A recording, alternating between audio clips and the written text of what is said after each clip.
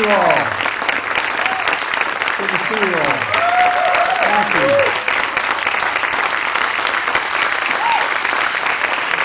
By the way, Bowdoin College, good college, I've spoken to you. Thanks, Rose. Thanks for the introduction. And please have a seat. Take a seat if you have one.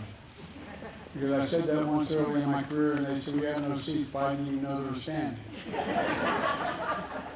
Anyway, thanks for the introduction, Rose, and for your courage. 22 years old, born with cystic fibrosis, a tough chronic disease that's made even tougher. And she's not exaggerating by the high cost of medicines and particularly certain drugs that are needed. You know, Rose, you're not alone. I'm thinking about millions of Americans out there who are lying in bed at night staring at the ceiling wondering, what if it happens? What if it happens to me? How am I going to pay for it? How will I do it? The mothers and fathers wondering if their children come down with a chronic disease. How are they going to deal with it? Not a joke. You're going to have to sell the house. You're going to have to mortgage. What are you going to have to do? It's consequential. Can you afford the medical bills? Look, folks, as I said in my State of the Union, I'm doing everything I can to lower health care costs to provide people peace of mind. Not at the expense of doctors or medicine or hospitals or drug companies, but just to make it fair. Look, and we're so lucky to have a great congressional delegation, including without hyperbole, two of the best senators in the United States Senate I've ever served.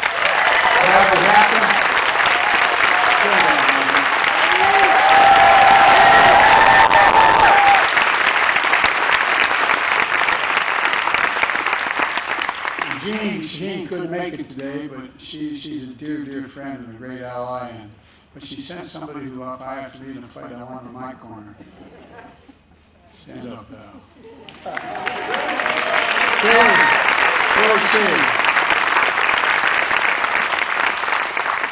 Look, I'm here in New Hampshire to talk about the budget I released today that would, what I think, help in a big way.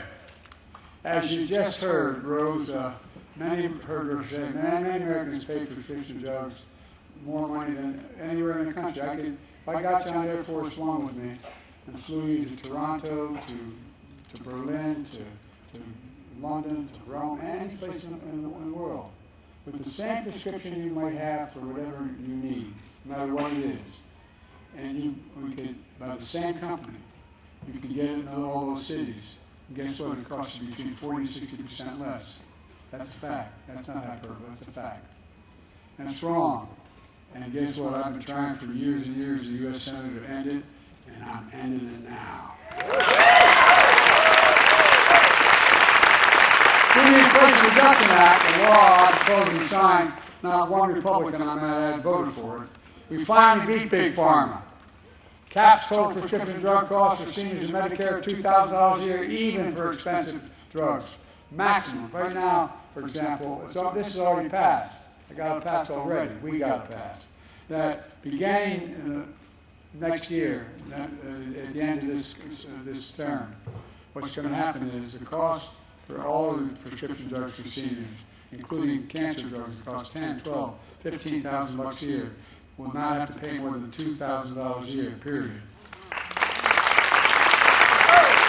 Whoever might gee, I want to cap prescription drug costs of $2,000 a year for Rose and for everyone, not just seniors.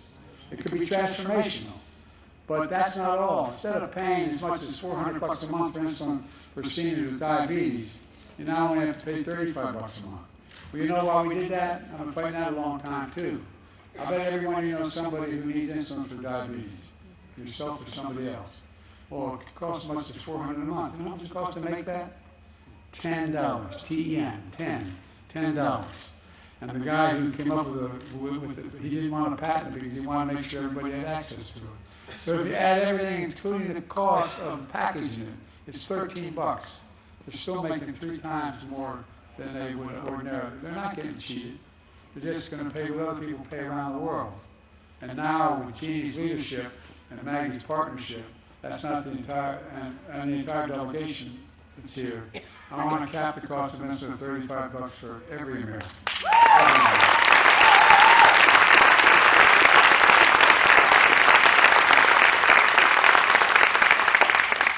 first got to pass it included all Americans. We got to reauthorize it. The other team wouldn't do it, so only for seniors.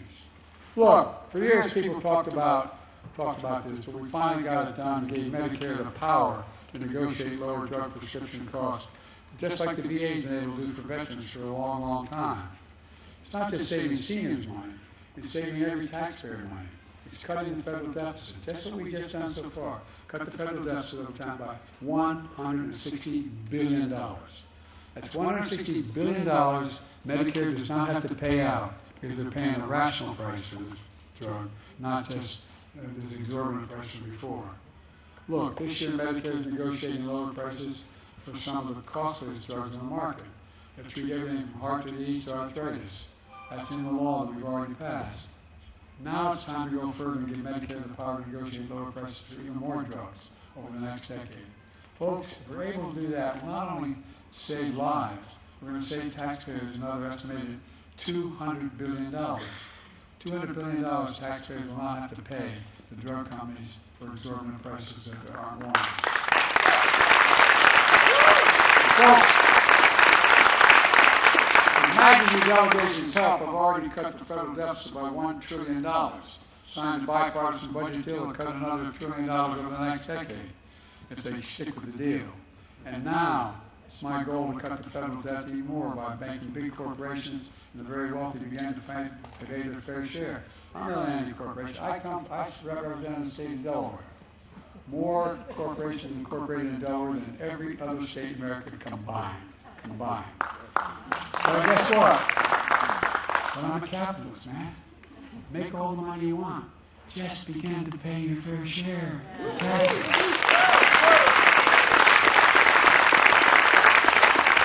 You may remember the big fight I had not long ago, and the reason why I was able to cut the deficit already by $7 billion in the first year. And that was because we found out that we wanted to make sure that there were 50 corporations that made $40 billion in 2021. Didn't pay a penny in taxes. I did an awful thing. I convinced us all to raise it to 15%. Isn't that awful? And I paid for everything that we paid for what we've done so far and still cut the deficit. Look, a fair tax code is how we invest in the things that make this country great. In healthcare, education, defense, and so much more, research, development. Here's the deal. The last administration enacted a $2 trillion tax cut. $2 trillion tax cut that benefits the very wealthy in the top 1%. The biggest corporations, and it exploded the federal deficit. Last administration added more to the national debt than any presidential term in American history. Debt. Now, you turn on TV and you think he's telling the truth. Debt. Does anybody here think the tax code is fair? Raise your hand. Well, I don't think so either. I think if I don't want to get in trouble with the press, but I bet they wouldn't even raise their hands. To really think the wealthy and big corporations need another $2 trillion tax raise, because that's what he wants to do. His tax cut's about to expire, and he wants to add another $2 trillion tax cut. Well, I'm going to keep fighting like hell to make it fair. Under my plan, as I said, I ran for president. I promised nobody, as long as I'm president, who earns less than $400,000, it's a lot more than I ever made, will pay an additional penny in federal tax. Nobody. Not a single cent. Nobody will pay a single penny more, and they haven't thus far. Folks, it's about fundamental fairness. Here's another example. You know, folks, Obamacare became known as the Affordable Care Act. By the way, it's still a very big deal.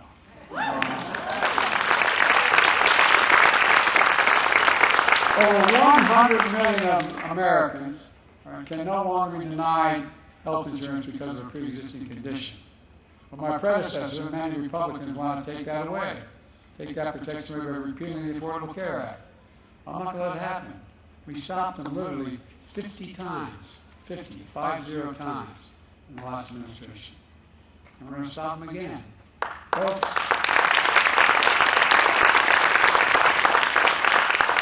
we all miss someone who cast a deciding vote to protect the Affordable Care Act. Not long ago, my buddy John McCain passed away. My predecessor, friend, who went, that's how he ended his career. Well, you know, so they couldn't cut it. John loved New Hampshire, and he still drives my predecessor crazy, even though John's long gone. That's gone.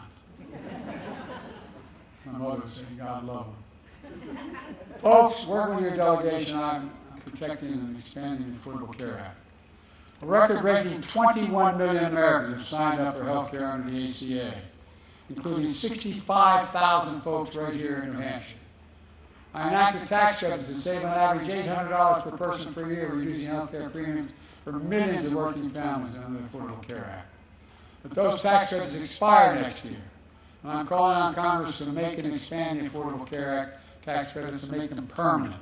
Make them permanent.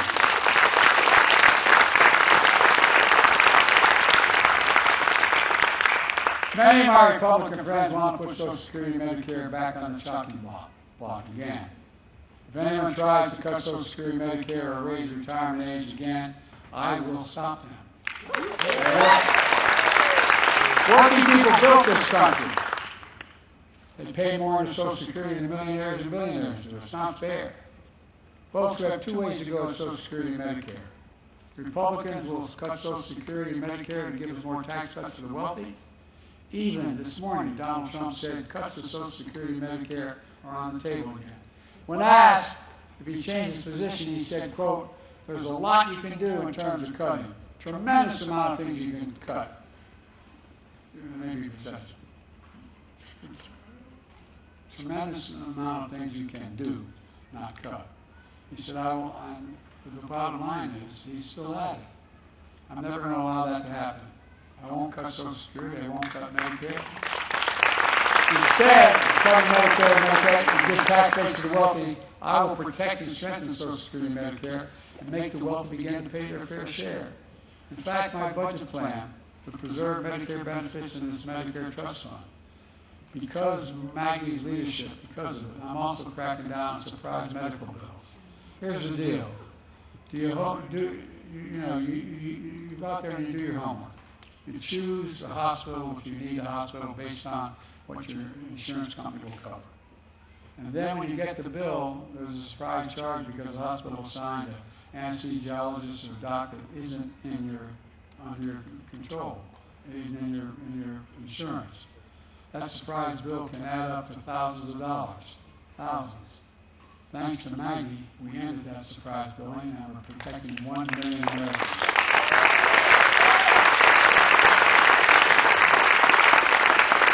Every single month from those surprise bills. Folks, look, my budget also cracks down on what's called facility fees for telemedicine. You get charged an extra fee if you're in a rural area and you have a virtual visit where neither you nor the doctor is actually in the facility. That's just another junk fee. It's wrong. We've got to end it.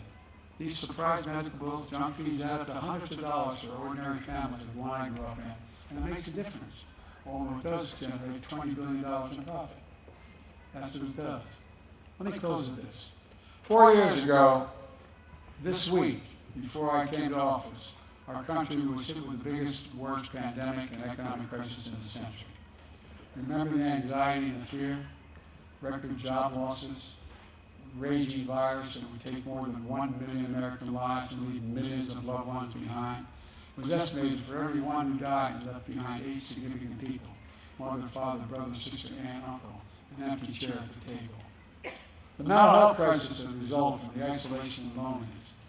A president, my predecessor, who failed the most basic of any duty a president owes the American people: a duty to care. I believe that's unforgivable. I came to office determined to uphold the duty to care and get us through one of the toughest periods in our nation's history. And we have. Building the future of American possibilities.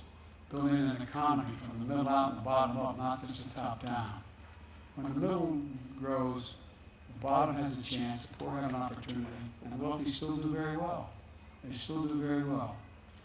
Investing in all America and all Americans to make sure everyone has a fair shot. We leave nobody behind. Nobody. Our plan is working and America is coming back.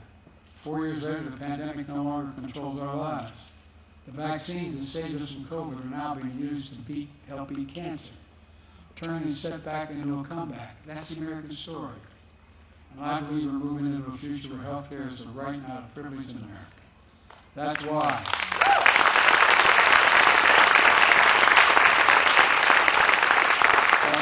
never been more optimistic about our future.